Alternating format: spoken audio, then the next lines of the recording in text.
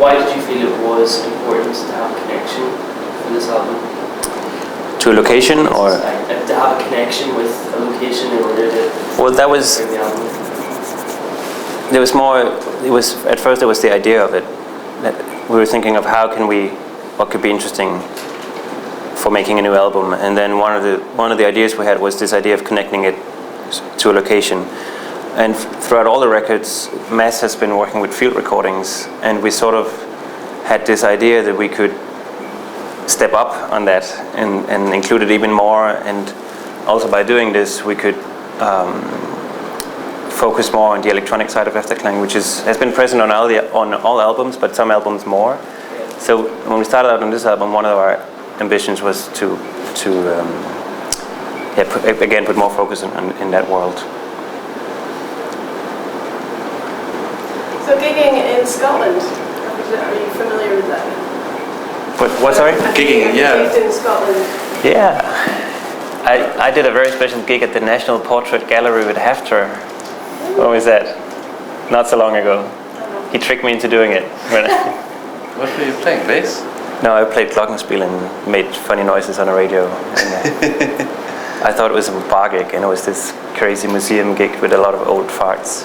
It was what's that? The poet? What is he called? The national poet? Robbie Burns. Burns? Is that it? Robert Burns. You drink whiskey. There's a day where you celebrate him, right? Yeah. It was celebration of him. Good writing. Yeah. No, but we've done. I don't know. We played Glasgow quite a few times and Edinburgh once, right? Before this. I think only once. Yeah. Played Cabaret Voltaire. So Cabaret Voltaire and then Usher Hall is quite a difference. Yeah. How did you find Cabaret? But I remember it being quite good. It was a bit difficult to get all of us to fit it on the stage, and I think we even had Broken Records was not playing. Was not Aftenland?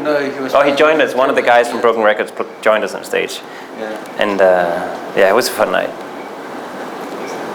And I actually have, if you don't mind, I went on social networking for fan-based questions to see what your fans wanted to ask you, and one of them came saying, if you were to host your own festival, who would you have playing at it? Oh yeah, that's a fun game to play. What's the budget?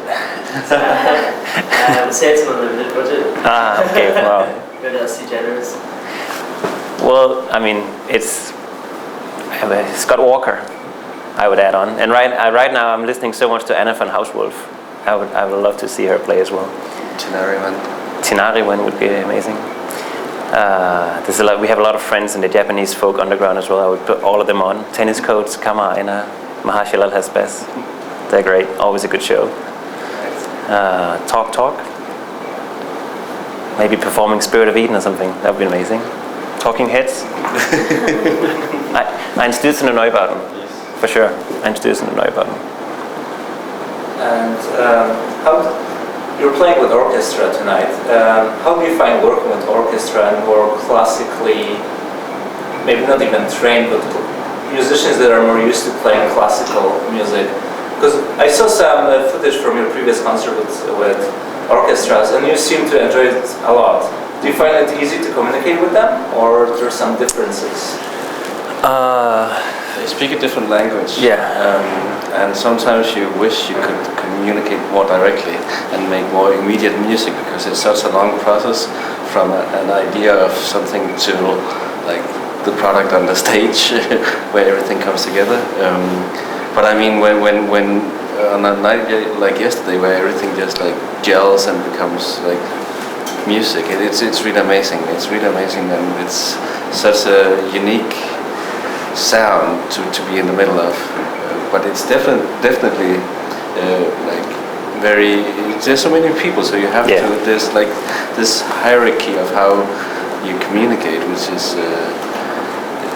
Usually we seem to connect with the percussionist because he's usually and he connects with our drummer and we connect with him because we have to groove with him.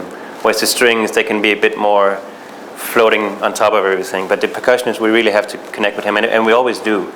And then of course we work with composers who arranges what the orchestra plays, so they are sort of our guide to the orchestra of how to perform and what to do, and then we have the conductor, who, especially Andre the Ritter, who we're doing this tour with, he has an amazing understanding of our world and the classical world. He's sort of the link between exactly, yeah, between us and the orchestra.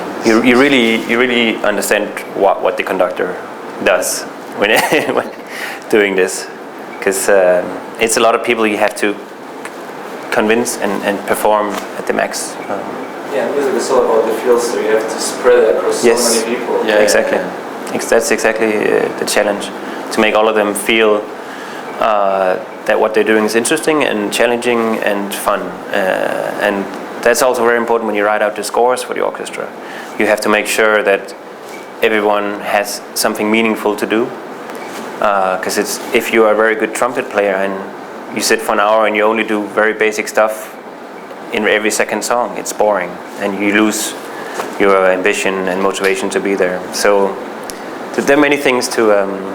Yesterday we had problems with because our light engineer, light designer, he really likes to use a lot of smoke on stage.